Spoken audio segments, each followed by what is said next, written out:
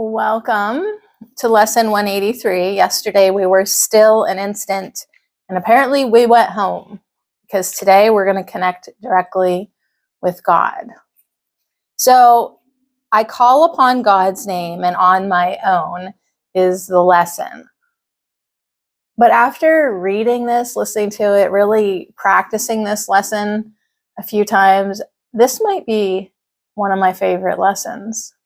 And what's kind of interesting is, like, I've done A Course in Miracles previous years, and I don't remember really putting my heart into this lesson, or even this lesson at all. I mean, that kind of happens sometimes.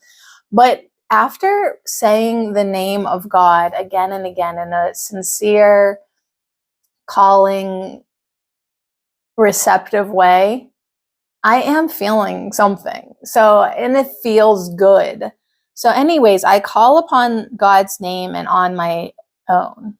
Now, what's interesting to me personally is I never really connected with, I say, oh my God, a lot in life, but it wasn't like I'm like a godly woman, So this is interesting for me. God's name is holy, but no holier than yours. To call upon his name is but to call upon your own. And then it talks about how in our reality, a father gives his son his name, and they identify with him, and his brothers share his name, and thus are they united in a bond to which they turn for their identity. So your father's name reminds you who you are, your real father, God, even within a world that does not know, even though you have not remembered it. So it's saying, like, even though you don't buy any of this and you don't remember any of this, like, this is still going to be, you're going to feel it. So God's name cannot be heard without response, nor said without an echo in the mind that calls you to remember. Say his name. This part's so pretty. Say his name, and you invite the angels to surround the ground on which you stand and sing to you as they spread out their wings to keep you safe and shelter you from every worldly thought that would intrude upon your holiness. So you say God's name, and now you are surrounded by angels who are singing to you and spreading out their wings, and any worldly thought that wants to come near you, they're just like, nope, stay away, right? You are totally protected and cocooned in this energy. Repeat God's name, and all the world responds by laying down illusions. Every dream of the world holds dear. Every dream the world holds dear has suddenly gone by, and where it seemed to stand, you find a star, a miracle of grace. The sick arise, healed of their sickly thoughts. The blind can see, the deaf can hear, the sorrowful cast off their mourning, and the tears of pain are dried as happy laughter comes to bless the world. So, your lesson essentially today is to repeat the name of God. And all those little names that you gave to little gods, they all dissolve because there is only but one. Repeat the name of God and call upon yourself, whose name is his. And it does. It just goes on and on and on, reiterating what you are called to do today. And this is definitely one of those lessons. You ought to try it and find out. Tina Jesus for lesson 183 said, use God's name and he will come to you. As simple as it sounds, that's all it takes. Say his name and rise up to a divine place. You are transforming. Tina Jesus said, just as though if you would go to a gym for a couple months, you'd see results. You've been doing these lessons for a couple months, more than a couple months now, and you are transforming. So today, call upon God and directly connect to all that is. Don't get triggered. Don't descend into hell. Don't stay low frequency. Rise up into high frequency. Say God's name again and again and again, and sit with it and call upon it, and he will come to you. So if you listen to Tina Lee Spalding's video and listen to Tina Jesus directly, like Jesus did say something about like there being a bit of a highway to God somehow. So it's kind of an interesting lesson to me because I feel like in other lessons it says like God isn't down here, right? But now this lesson is saying like there is a way to connectly direct to all that is, to that energy directly. But you can't just be like Lord of the universe. No, you have to say God, like all the small names. And it kind of suggests to me that like we skip over the mediaries, like, no, you don't have to go through the small gods that you have created. As a matter of fact, just go straight to God. Thus do we give an invitation which can never be refused, and God will come and answer it himself. Think not he hears the little prayers of those who call on him with names of idols cherished by the world. They cannot reach him thus. He cannot hear requests that he be not himself, or that his son receive another name than his. Repeat God's name, and you acknowledge him as sole creator of reality. And you acknowledge also that his son is part of him, creating in his name. So sit silently and let his name become the all-encompassing idea that holds your mind completely. Let all thoughts be still except this one. And to all other thoughts, respond with this and see God's name replace the 1,000 little names you gave your thoughts, not realizing that there is one name for all there is and all that there will be. So, yeah, this is what your script looks like today. God, God, God, God, God. But, for me, I was like sitting and laying, God, kind of really sink into it and let it sink into me. And sometimes I would say it out loud, and sometimes I would just repeat it in my mind. Today, you can achieve a state in which you will experience the gift of grace. You can escape all bondage of the world and give the world the same release you found. You can remember what the world forgot and offer it your own remembering. You can accept today the part you play in its salvation and your own as well. And both can be accomplished perfectly. So turn to the name of God for your release, and it is given you. pathwaysoflight.org. Welcome to the reading, A Course in Miracles Workbook Lesson 183, Insights. I call upon God's name and on my own. As I read this lesson, I was aware of my resistance coming up. As it said, repeat God's name again and again, I was mentally wishing that it would say what God's name is, spell it out for me. I wanted to say, God's name is, say only. This is a typical ego attempt to make rules that separate.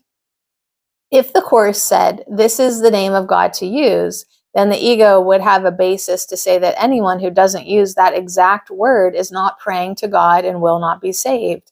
Thus, the ego would use this name of God to separate instead of unify.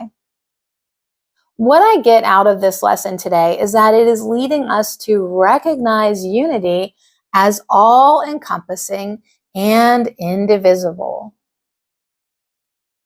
It does not matter what word we use for the name of God, as long as it represents to us unity and love. It may be the meaning we give the word God does not represent his unity and love. It may instead bring up feelings of fear and guilt because we have not yet forgiven God for our projections on him, that he is judge and punisher. In that case, it may be more appropriate to use another word such as love. In A Course in Miracles, we are taught, God is but love, and therefore so am I, which parallels the title of today's lesson, I call upon God's name and on my own. The key to me is that I use this exercise of repeating God's name to help me focus on the unity of love that is real to the exclusion of all thoughts of separation, individuality, and differences. It is the experience of uniform, changeless, all-encompassing love this lesson is leading me toward. It is leading me to remember myself as I was created. As I repeated God in my mind, sometimes interchanging it with love, I had a taste of that unity. I began to feel more peaceful. Thoughts of all the to-dos and things of this world were laid aside. A feeling of quiet grew in my heart. I do not feel I fully achieved the recognition of complete unity, but I got a taste of it. I am truly blessed and motivated to continue on with the practice. I know this is what I want, and I am grateful to have the means with which to reach it. In the movie Phenomenon, John Travolta tells his friend to pick up an eraser and erase the words he wrote on a page. Then he told him that this is like erasing all the fear that stands in front of our seeing the love that is there. The fear comes from all the images we have made in the attempt to replace God. All the names that represent individuality or separation that are taking the place of our remembering God need to be erased. As we do this erasing process in our lives, we will find more and more that only God is there. In today's lesson, it is a process that is much like the eraser that John Travolta was talking about to his friend. As we let God's name replace all the little names we have given everything in this world, it is making an open space where we can remember God, our one self. I see that this is our life's work. This is forgiveness. This is letting go of what has never happened in truth. This is what we receive when we ask for a miracle. To me, God's name is universal love, and universal means everywhere and everything. Today's lesson is a very useful process for returning my mind to oneness. When I have created something that appears very fearful to me, and I am like a little child hiding under the covers while having a fearful nightmare, the practice can clear an open space where I can see it is just a nightmare and was never really true at all. Only universal love is real.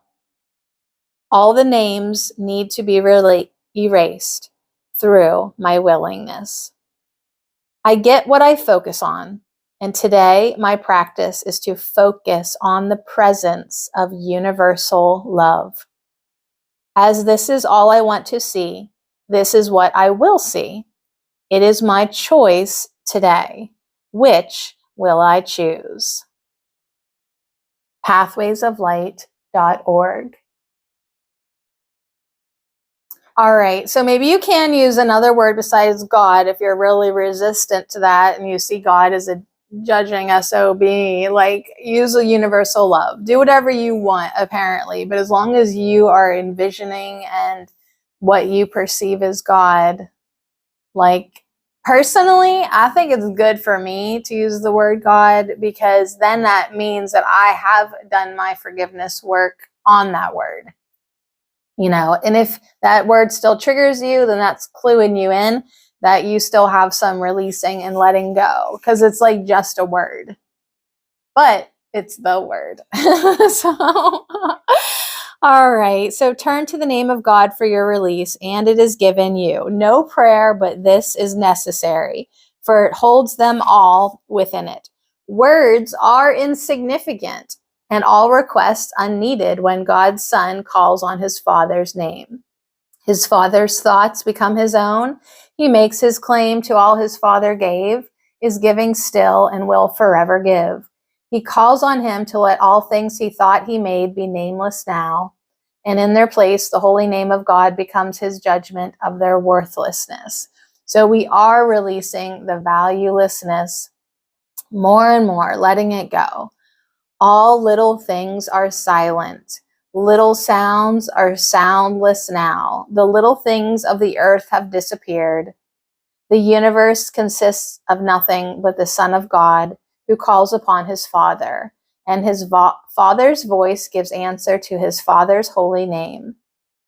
So in this eternal, still relationship, in which communication far transcends all words, and yet exceeds in depth and height whatever words could possibly convey, is peace eternal.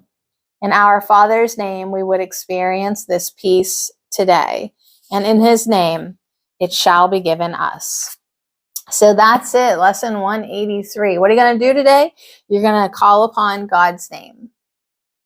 And however that looks to you, I guess. I call upon God's name and on my own. So sit silently and let his name become the all-encompassing idea that holds your mind completely. So just literally, today is a day to experience peace of mind. And here's a process, a technique that the course is giving you to try out, utilize. And all you can truly do is try it and see where it takes you. But hopefully it takes you up there, uppity, uppity, uppity, up. So feel good today. In the name of God, I call upon God's name and on my own. You're doing good.